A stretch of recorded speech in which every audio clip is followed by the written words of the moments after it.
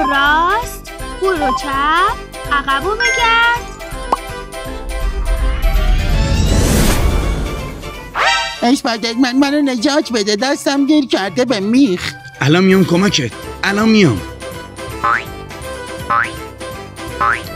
چقدر بیورزه‌ای، برو بالا دیگه. کی بیورزه است؟ من؟ بذار بیام بیرون الان.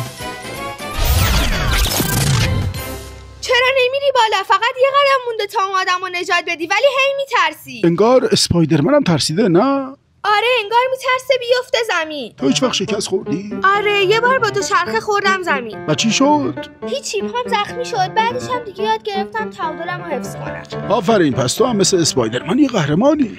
ولی اون هنوز نفهمیده که افتادن یعنی تمرین پریدن، نه باختن. هی اسپایدرمن بیا اینجا ببینم پسر. ترسیدن بد نیست، انجام ندادن بده.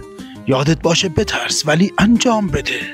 تنها چیزی که مانع موفقیت میشه ترس از شکسته. اینجوری میتونی موفق بشی. یالا پسر تو میتونی.